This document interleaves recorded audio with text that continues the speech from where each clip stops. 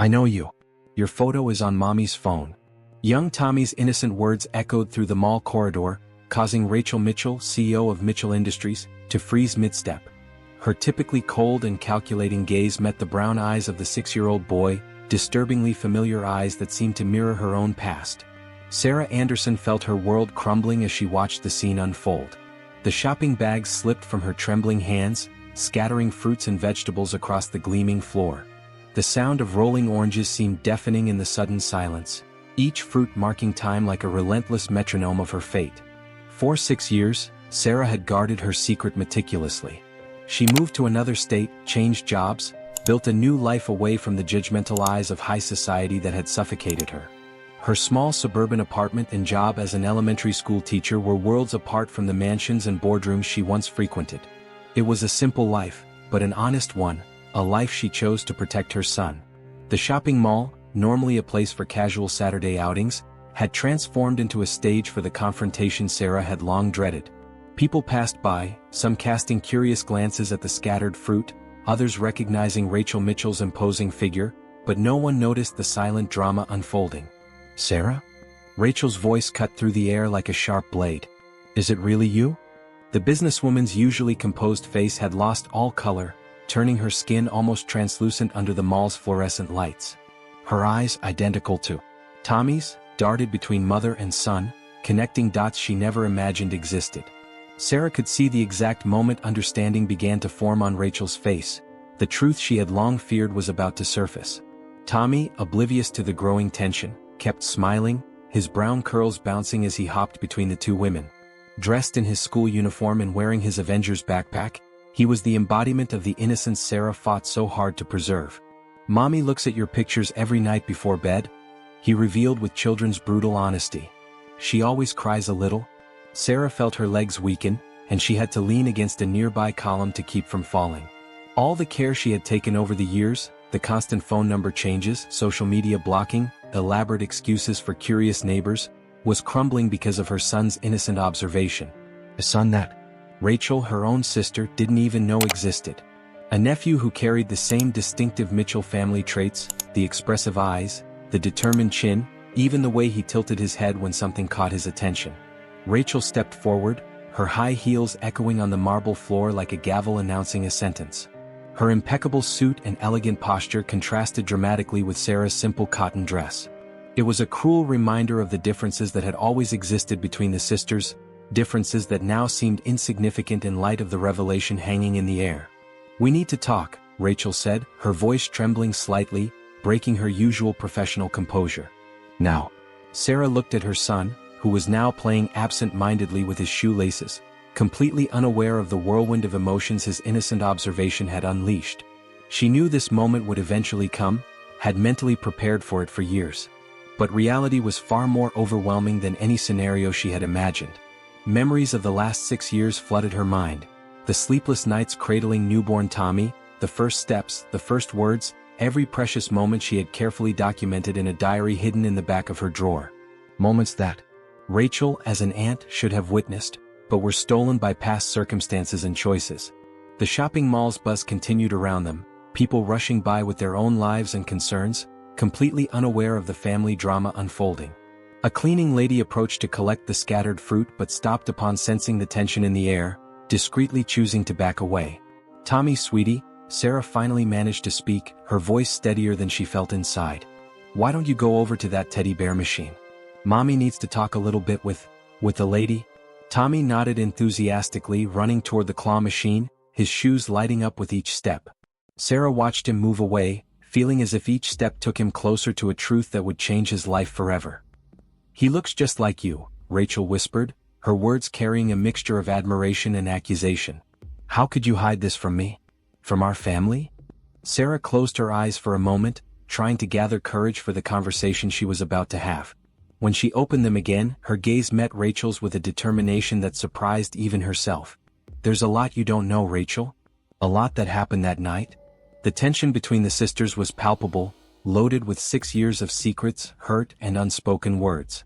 The casual encounter at a shopping center was about to unearth long-buried truths, and neither was truly prepared for the consequences that would follow.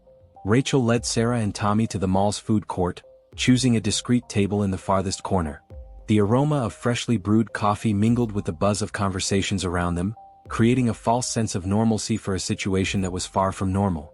The mall's busy atmosphere seemed to create a protective bubble around the two sisters, temporarily isolating them from the outside world that threatened to crumble around them.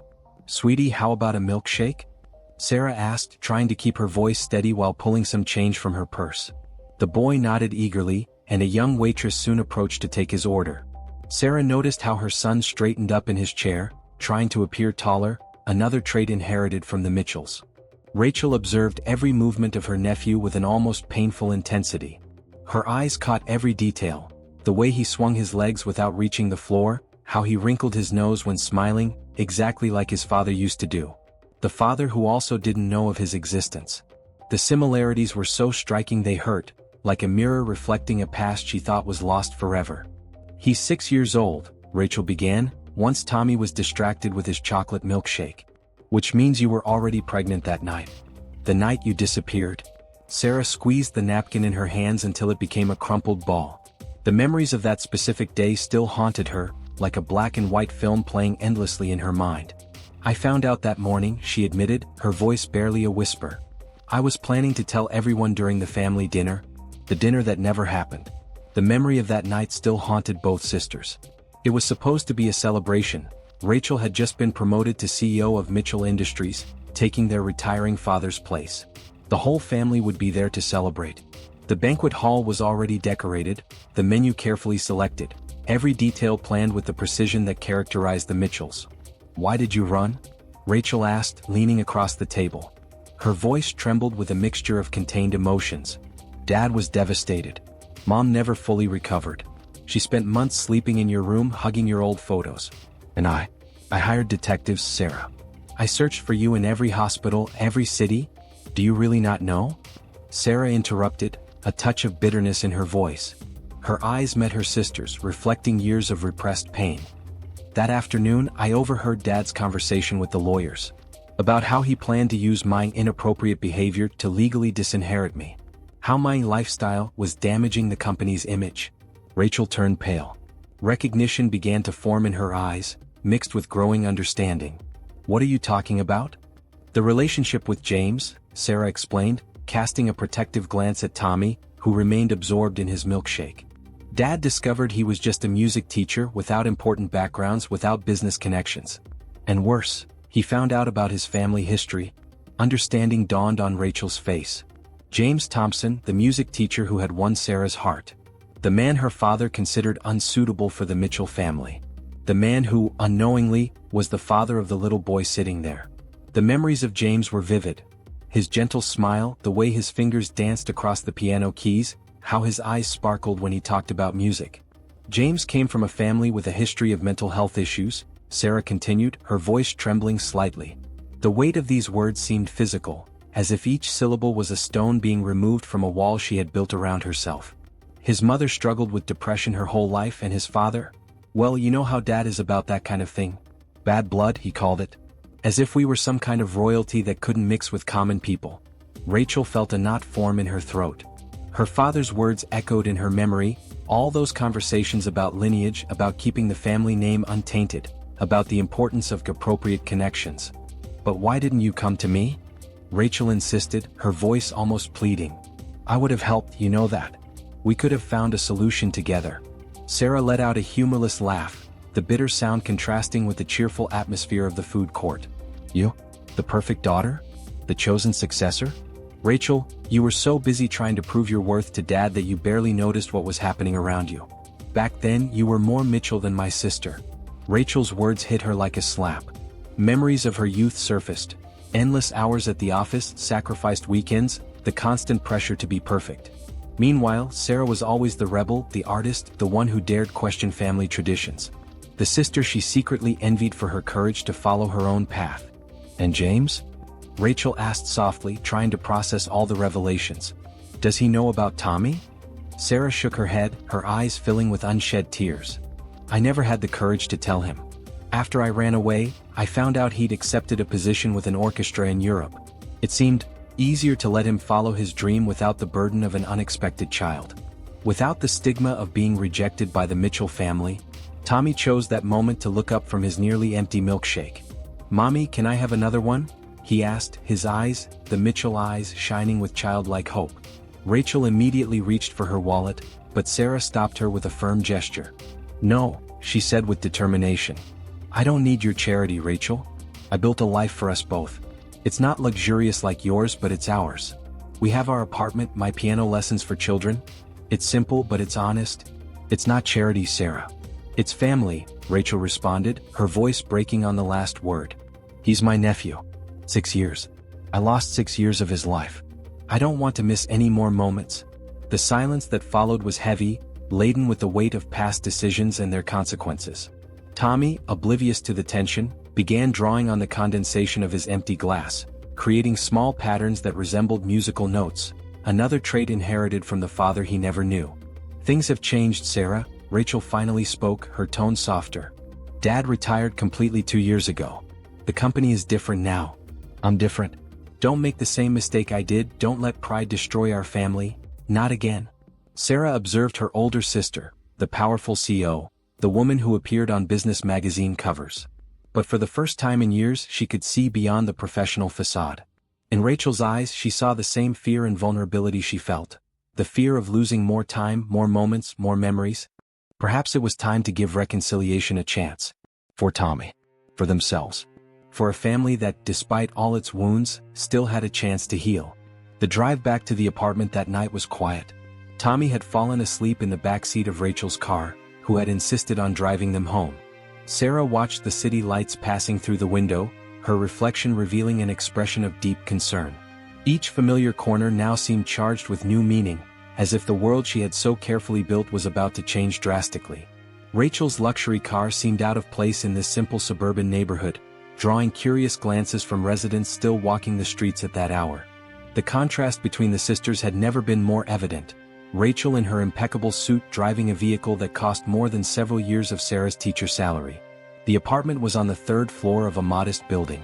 Rachel parked and helped Sarah carry Tommy, who didn't stir during the transfer. As they climbed the stairs, the elevator had been under maintenance for months. Rachel absorbed every detail of the environment. The peeling walls, the worn handrail, the smell of cooking from other apartments. It was a completely different world from hers, yet there was something welcoming in its simplicity. "It's not much, but it's our home," Sarah murmured, as if feeling the need to justify herself while unlocking the door.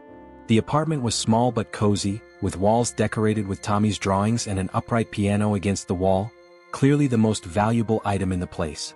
Books of music were stacked on makeshift shelves, and photographs in simple frames showed happy moments between mother and son. Rachel watched Sarah put Tommy to bed, carefully removing his sneakers not to wake him. The boys' room was a mix of colors and creativity. Sheet music turned into wallpaper, a small electronic keyboard in the corner, and a shelf full of children's books about music.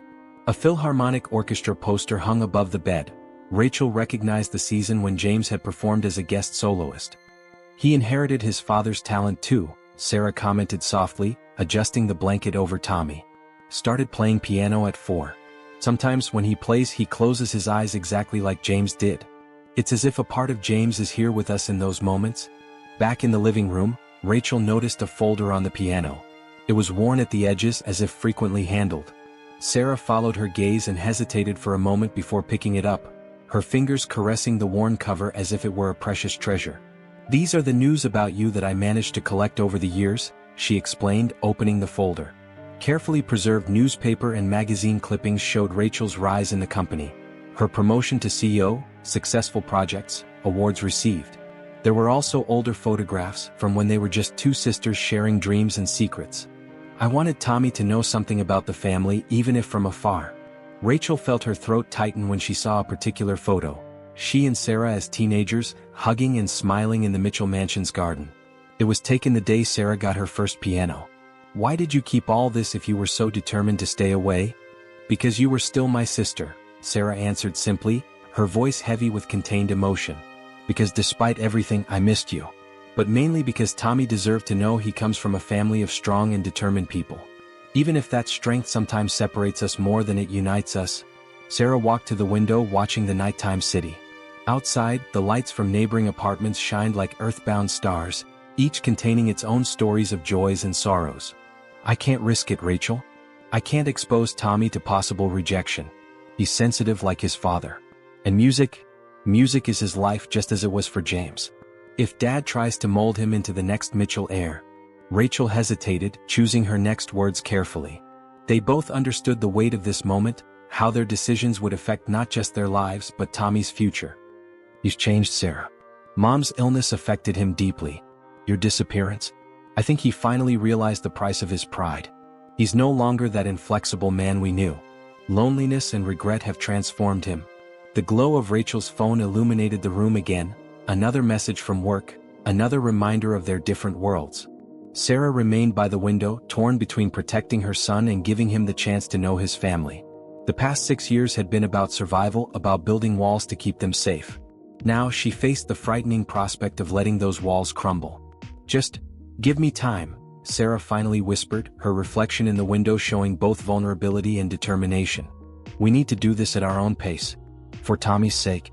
Rachel nodded, understanding that this small concession was already a huge step forward. She gathered her belongings but paused at the door. Sarah? Thank you for keeping those clippings. For not letting Tommy forget he has a family. Even if it was just through newspaper articles. The sisters shared a look, one that held 6 years of unspoken words, of missed birthdays and holidays, of loneliness and longing. Perhaps healing would start here, in this modest apartment, with a sleeping boy who had unknowingly brought them back together. What if I could guarantee it would be different this time? Rachel proposed, moving closer to her sister. Her reflection in the window showed a pleading expression Sarah rarely saw on her sister's usually composed face. Give me a chance to prepare the ground. Let me talk to them first, explain everything gradually. We can do this your way at your pace. How can I trust that you won't just tell them everything as soon as you leave here? That you won't try to take control like the Mitchells always do? Because I've learned from my mistakes too, Rachel answered softly, placing a hand on Sarah's shoulder. Because I lost 6 years of my nephew's life and I don't want to lose any more moments. And because, this time, I want to do things the right way. Not as a Mitchell, but as your sister. A sound from Tommy's room interrupted the conversation.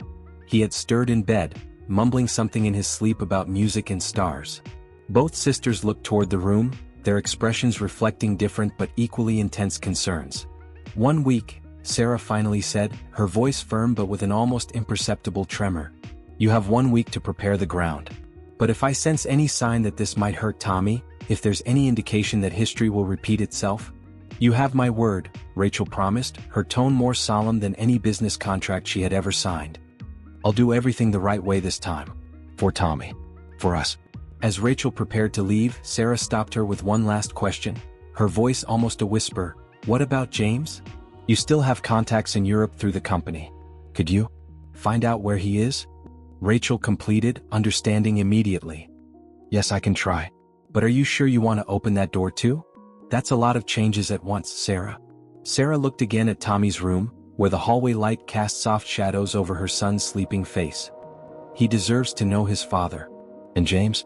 James deserves to know he has such an extraordinary son. That his music lives through Tommy. Rachel nodded, understanding the complexity ahead. As she descended the building stairs, her mind worked on managing these revelations without causing more damage to their already fragmented family. A week wasn't long to bridge 6 years of absence, but it was a start. Upstairs, Sarah sat at the piano, her fingers silently touching the keys, as she'd done countless times when she needed to think. The coming week's decisions could change everything. But for the first time in 6 years, she allowed herself to feel something beyond fear, hope. Rachel arrived at the Mitchell mansion just after 9 the next morning. The imposing Victorian house, with its majestic columns and meticulously maintained gardens, seemed grimmer than she remembered. Or perhaps it was just the weight of her responsibility altering her perception. Elizabeth Mitchell, her mother, sat on the back porch, wrapped in a shawl despite the morning heat. Her hair, once vibrantly brown like Sarah's, was now completely gray. She leafed through an old photo album, a sight that had become common since Sarah's disappearance. "Mom," Rachel called softly, approaching. "I need to talk to you and Dad." Elizabeth looked up from the album, a tired smile crossing her face. "Your father's in his office. You know how he gets after his morning medication. He prefers to be alone." Rachel nodded, knowing the routine well. Harold Mitchell, once an imposing man who ran his company with an iron fist, now spent most days in his office, surrounded by memories of more prosperous times. The guilt over Sarah's disappearance and Elizabeth's illness had taken their toll. "It's important," Rachel insisted, helping her mother up. "It's about Sarah." The name caused an immediate reaction. Elizabeth dropped the album, scattering old photographs across the porch floor. One of them, showing Sarah at the piano with a young James beside her, slid to Rachel's feet. In the office, Harold Mitchell sat in his leather armchair, watching the garden through the window. He didn't turn when Rachel and Elizabeth entered, but his posture stiffened. "If this is about another private detective, Rachel, the answer is no," he said, his voice hoarse from disuse. "We've spent enough resources looking for someone who clearly doesn't want to be found." "That's not it, Dad," Rachel replied, closing the door behind her. "I found Sarah." The silence that followed was deafening. Elizabeth brought her hands to her mouth, stifling a sob, while Harold finally turned to face his older daughter. "Where?" Elizabeth asked, her voice trembling. "How is she? Why did she?" "She's fine," Rachel gently interrupted. "She's living right here in the city. And there's more?" She paused, carefully choosing her next words. "Sarah has a son. A 6-year-old boy named Tommy." Elizabeth staggered, needing to lean on a nearby chair. Harold, meanwhile, remained motionless, but his eyes filled with an emotion Rachel rarely saw. "A grandson," Elizabeth whispered. "We have a grandson?" "Yes," Rachel confirmed. "And he's extraordinary. Plays piano like his father?" "The father?" Harold interrupted sharply. "That music teacher?" Rachel straightened her shoulders, preparing for the confrontation she knew was inevitable. "Yes, James is the father. But he doesn't know about Tommy. Sarah was pregnant when she ran away the night of the dinner." Harold stood up abruptly, his fists clenched. "So she ran away because she was pregnant? Why didn't she tell us?" "We would have." "Would have what, Dad?" Rachel challenged. "Welcomed her with open arms? Accepted her relationship with James? That's not what she heard that afternoon when you were talking to the lawyers about disinheriting her." Harold's face went pale. "You know about that? Sarah told me everything. How you plan to use her inappropriate behavior as justification. How James's family history was a stain we couldn't allow in our lineage." Elizabeth let out a cry of anguish. "Harold, you didn't?" "I did what I thought was best for the family." Harold exploded, but his voice carried more desperation than authority. "To protect our name, our reputation? And we lost 6 years of our grandson's life because of it," Rachel finished. "We lost Sarah. Tommy grew up without knowing his grandparents, without knowing where he comes from." Harold sank back into his armchair, suddenly looking much older. "Where is she now?" he asked, his voice softer. "She gave me a week," Rachel explained. "A week to prepare you, to show that things can be different this time. That we can be a real family, not just a name to be preserved." Elizabeth approached her husband, placing a hand on his shoulder. "Harold, please. This is our chance to fix things. To meet our grandson. What is he like?" Harold asked after a long moment of silence. Rachel smiled slightly. "He has her eyes. And James's talent for music. He's sweet, intelligent, and as passionate about piano as Sarah was at his age." "And her?" Elizabeth asked anxiously. "How is she living?"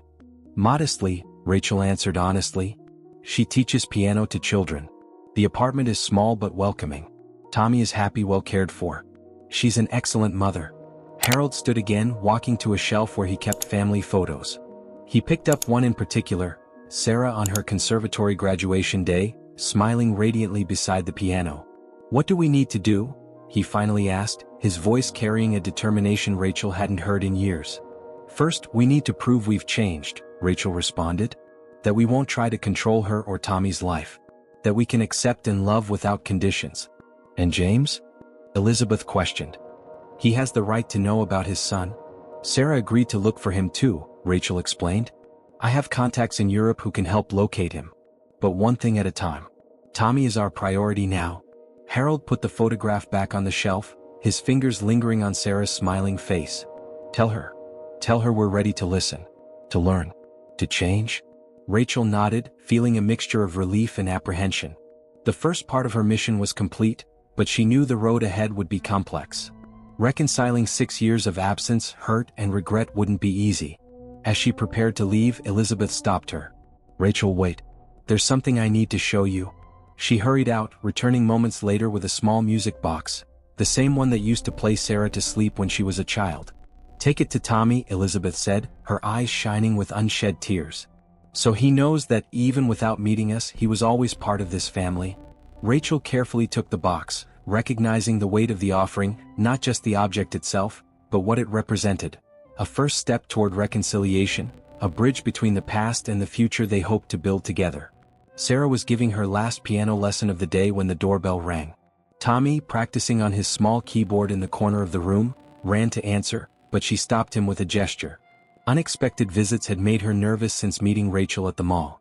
The afternoon sun streamed through the apartment windows, creating elongated shadows that danced across the piano keys. "Keep practicing, dear," she said to her young student, Sophie, an 8-year-old girl struggling with the notes of Für Elise. The little girl furrowed her brow in concentration, her fingers hesitating over the ivory keys. "I'll be back in a minute." Through the peephole, Sarah saw Rachel standing in the hallway holding something in her hands. Her heart raced. It was too early for news from her parents, the week had barely begun. The wall clock's ticking seemed to echo her quickened heartbeat. "Come in," Sarah said, opening the door. Rachel's expensive perfume contrasted with the simple coffee aroma that filled the apartment. "I'm finishing a lesson." Rachel entered quietly, her high heels sinking into the room's worn carpet. She observed the domestic scene with interest. The scattered sheet music, Tommy's drawings pinned to the walls, the vase of daisies on the window's simple flowers. Sarah had always loved. Sophie stopped playing, intimidated by the elegant woman's presence. Tommy, meanwhile, abandoned his keyboard and ran to hug his newly discovered aunt. "Aunt Rachel," he exclaimed with childlike enthusiasm, his eyes shining with genuine joy. "You came back." Sarah noticed how her sister shuddered slightly at the title. It was the first time Tommy had called her an aunt. The emotion on Rachel's usually composed face was visible, her hands trembling faintly as she returned her nephew's hug. "Sophie, I think we'll wrap up for today," Sarah said to her student, helping her pack the sheet music into her pink backpack. "Remember to practice that passage we discussed. And tell your mom we'll start 15 minutes earlier tomorrow." After Sophie left, an uncomfortable silence filled the apartment. The distant sound of traffic outside seemed to amplify the tension in the air. Rachel was still holding the mysterious object, her fingers nervously clutching it against her perfectly tailored blazer. "I went to see our parents today," she finally said, her voice carrying a weight that Sarah knew all too well. Sarah felt her legs weaken and sat down at the piano, her fingers automatically finding the keys that always calmed her. "Already? I thought we'd agreed on waiting a week." "I know, but..." Rachel hesitated, glancing at Tommy, who was now absent-mindedly organizing his mother's sheet music by cover color. "I thought it was best not to delay. And I brought something Mom wanted Tommy to have." She held out the object, an old music box that Sarah instantly recognized. The gold lacquer was slightly worn at the edges, but the delicate carvings remained intact. Her hands trembled as she took it, feeling the familiar weight of the object that had filled so many nights of her childhood. "Grandma's music box," Tommy exclaimed, coming closer with curiosity. His eyes sparkled with recognition. "Like the one in your story, Mom?" Sarah looked at her son, surprised. She had told him about the box in her bedtime stories, describing the gentle melody her mother would play each night, weaving the notes into fairy tales that helped him drift to sleep. But she'd never imagined he'd remember such a specific detail. "How did they react?" Sarah asked, her voice barely a whisper. Her fingers traced the carvings on the music box, recognizing every curve and detail. "Mom cried," Rachel replied honestly, settling into the worn armchair near the piano. "Not that quiet kind of crying she used to do when she looked at your photos. It was different, like something inside her finally let go." "And Dad?" Sarah pressed, her heart tightening at the question. "He's different, Sarah," Rachel continued, choosing her words carefully. "The guilt has changed him. When I showed him the photo of Tommy that I took at the mall..." "You took a picture of him?" Sarah interrupted sharply, her body tense, like a violin string on the verge of snapping. "I'm sorry," Rachel stepped back, realizing her mistake. "It was an impulse. But you should have seen their reaction. Dad held that photo as if it was the most precious thing in the world. His hands were trembling, Sarah. I've never seen him so vulnerable." Sarah turned the crank on the music box, and the soft notes of Claire de Lune filled the apartment. The crystalline sound echoed off the walls, carrying with it a flood of memories, stormy nights when her mother would sit by her bedside, the music box playing gently as she stroked her hair, Sunday mornings when the whole family gathered in the music room, her father watching proudly as she practiced piano. Tommy stopped what he was doing, captivated by the melody. "It's beautiful," he exclaimed, his fingers moving in the air as if he were playing an invisible piano. "Can I learn to play it on the piano?"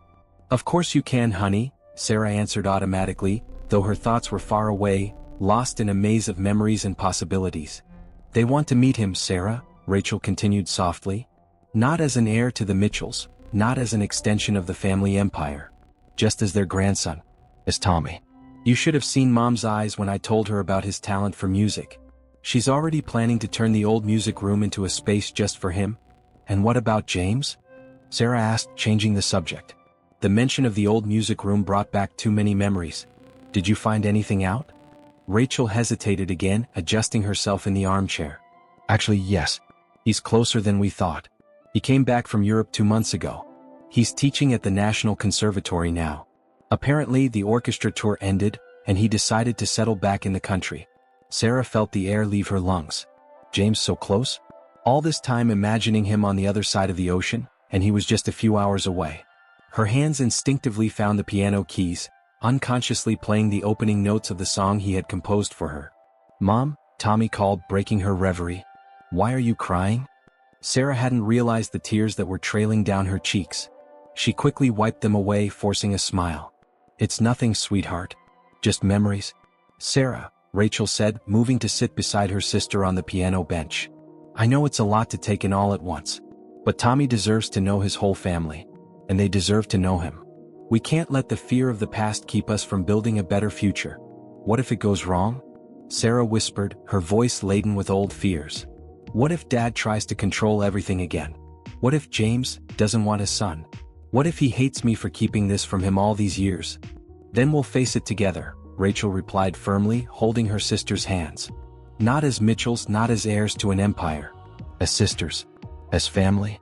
Tommy, who had returned to his keyboard, began playing a simple melody, the first notes of Clair de Lune mimicking the music box. The sound, though imperfect, carried a promise of something new, something hopeful. Sarah watched her son, recognizing in him the same love for music that had once bound her and James, the same free spirit that had always unsettled her father. "A meeting," Sarah finally said, her voice finding a strength she hadn't realized she possessed.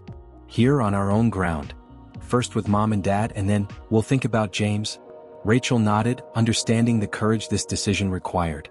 "When?" "Sunday," Sarah replied, watching Tommy try to perfect the melody. "After his piano lesson. But there's a condition. If I sense any attempt at control, any hint that things are slipping back into the old patterns."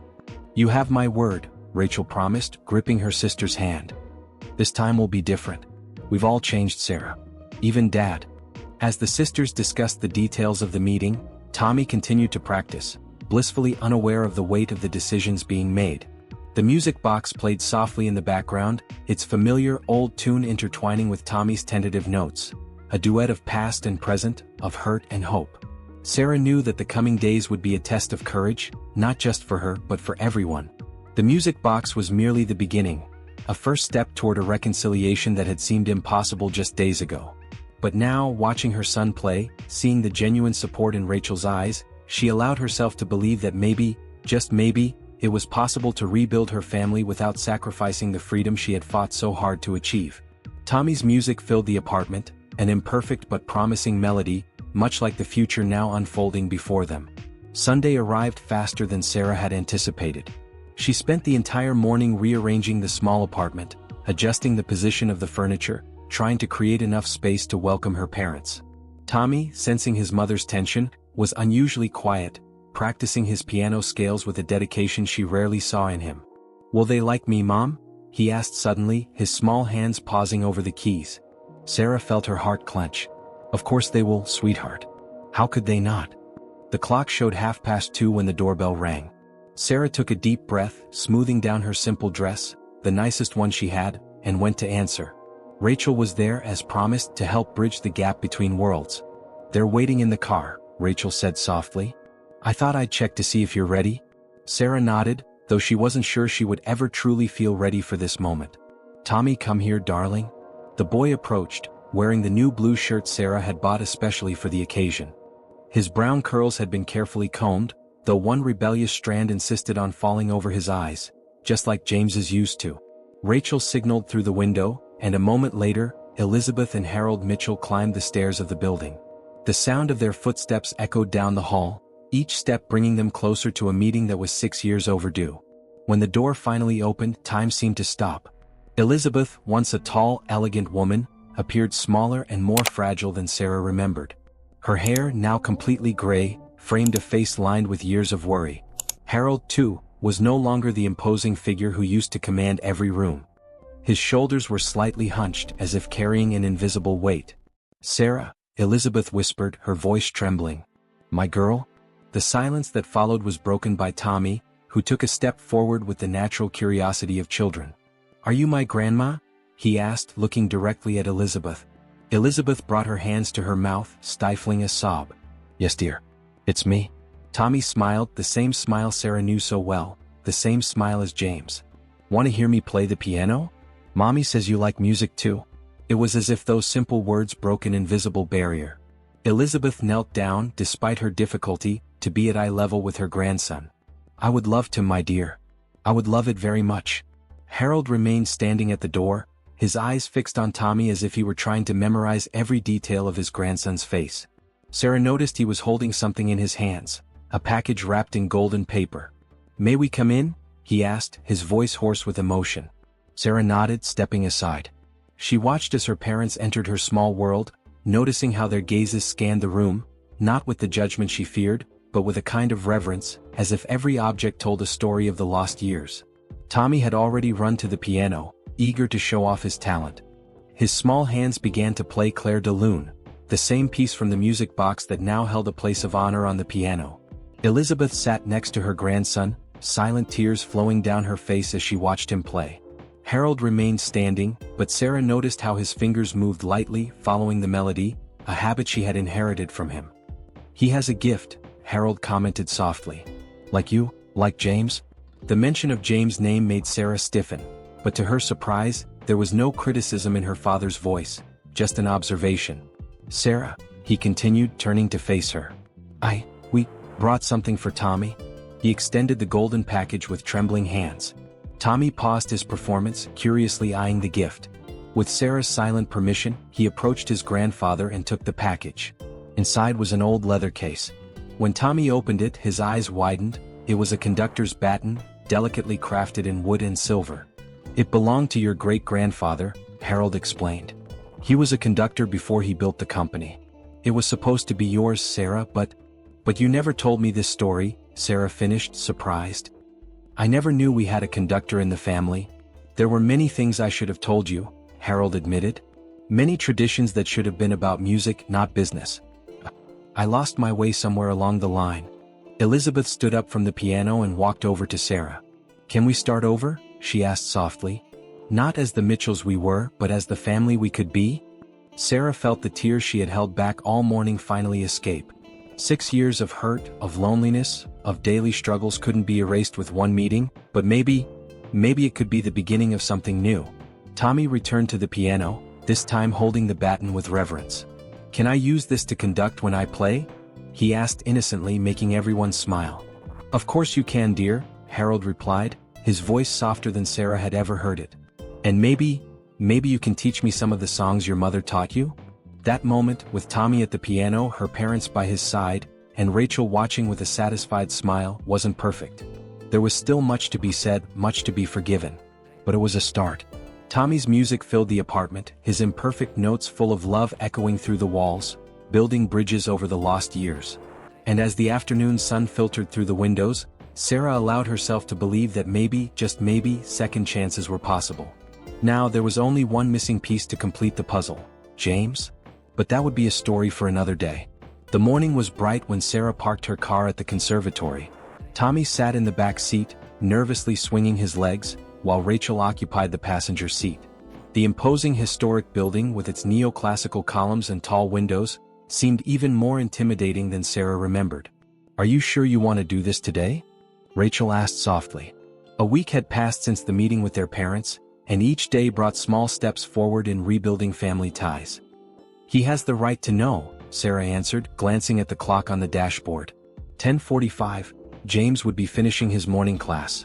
Tommy clutched the great-grandfather's baton in his hands, a gift he hadn't let go of since receiving it.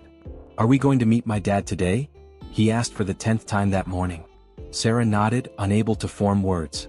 The past few nights had been spent awake, mentally rehearsing this moment. How would she explain to James that he had a son? How could she justify 6 years of silence? The interior of the conservatory was quiet, with only the distant sound of pianos and violins echoing through the marble halls. Sarah knew the way. How many times had she walked these very halls with James years ago? They stopped in front of a dark wooden door. A gold plaque read, "Professor James Thompson Piano and Composition." From inside the room, they could hear the final notes of a Beethoven sonata. "Do you want me to go in first?" Rachel offered. Sarah shook her head. "No. I need to do this alone." She knelt down in front of Tommy. "Sweetheart, stay with Aunt Rachel for a moment, okay?" Tommy nodded solemnly, still holding onto his baton. Sarah took a deep breath and knocked on the door. "Come in," James' familiar voice replied. Time seemed to have been kind to him. His hair was still the same rich brown, only with a few silver strands at his temples. He was seated at the piano organizing sheet music, and when he lifted his eyes, "Sarah?" he whispered, the music sheets slipping from his hands and scattering across the floor. "Hello, James," she managed to say, her heart pounding so loudly that it felt like everyone in the building could hear it. He stood slowly, as though afraid she might disappear if he moved too quickly. 6 years, he said, his voice a mix of disbelief and something else. Hurt? Relief? 6 years without a word, without an explanation. "I know," Sarah interrupted, stepping forward. "And believe me, every single one of those 6 years was torture. But I had my reasons." "What reasons could justify?" "Our son," she said simply. James froze, his expression shifting through a rapid succession of emotions. Shock, confusion, understanding, and finally, hope? "Son?" he repeated, his voice barely above a whisper. Sarah walked to the door and opened it. "Tommy," she called softly. "Can you come here?" The boy entered the room, still holding his baton, his curious eyes fixed on James. The resemblance between father and son was even more apparent now that they were in the same space. The same face shape, the same unconscious gestures. James staggered, needing to lean against the piano. "He is... His name is Thomas James," Sarah explained, her voice trembling. "But everyone calls him Tommy. He's 6 years old and he plays piano. Like you?" As if to confirm his mother's words, Tommy walked over to the piano, climbed onto the bench and began to play, the same music James had composed for Sarah years ago. The notes flowed with the purity only a child could produce, filling the room with memories and possibilities. James slowly approached the piano, watching Tommy's small fingers dance across the keys. Silent tears ran down his face. "Why?" he finally asked, turning to Sarah. "Why didn't you tell me?" Sarah felt her own tears begin to fall. "I found out I was pregnant the day you received the offer to perform in Europe. It was your dream, James. How could I stop you from living it? So you decided for me?" There was a hint of anger in his voice now. "You decided I didn't deserve to know I had a son?" "It wasn't just that," Sarah continued. "My father, he found out about your family, about my mother's illness," James bitterly completed. "About our bad blood. I was scared," Sarah admitted. "Scared of my father, scared of ruining your future, scared of not being strong enough to face it all alone. So I ran. It was cowardly, I know, but you weren't alone," James interrupted. "You were never alone. If you had told me, you would have given up Europe," Sarah finished. "You would have sacrificed your career for us.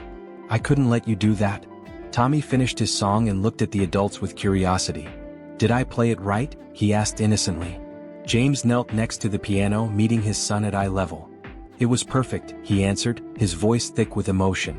You are extraordinary." "Mom says I play just like you," Tommy remarked, a smile lighting up his face. "It's true," Sarah confirmed softly. "He has your gift, James.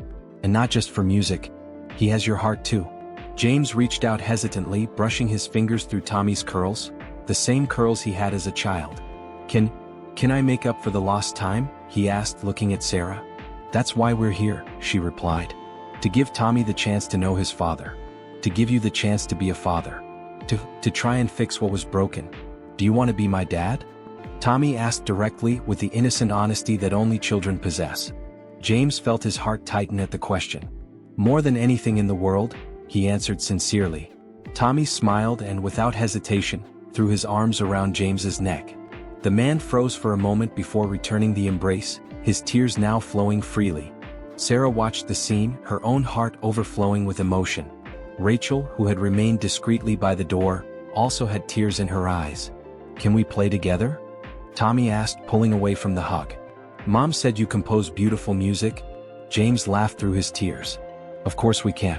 Actually," he got up and went to his folder, pulling out some sheet music. "I've been composing something new. Would you like to be the first to hear it?" As father and son sat together at the piano, their hands, one large and experienced, the other small and eager, finding the keys, Sarah realized that some circles must break so others, more beautiful ones, can form. The music they began to play was new, but it carried echoes of the past. The melody James had composed for her, the lullabies he had sung to Tommy, the untold stories that now had a chance to be shared. The morning sun streamed through the tall windows of the conservatory, bathing the scene in a golden light.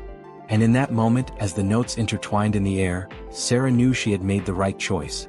The fear that had guided her for so long finally gave way to hope. The family she had so fiercely protected was finally whole, not in the way she had imagined 6 years ago, but in a richer, truer way. And the music filling the room was the promise of a new beginning, not a happy ending but an honest start, with all its complexities and possibilities. And so, on a spring morning in a music room of the conservatory, a new melody began to be composed, not just on the piano, but in the hearts of those who had finally found their way back to each other. And you, what did you think of this touching story? Don't forget to leave your comments, like and subscribe to the Life Stories channel. Your feedback is so important to us and helps us continue bringing stories that touch the heart. Until the next emotional story.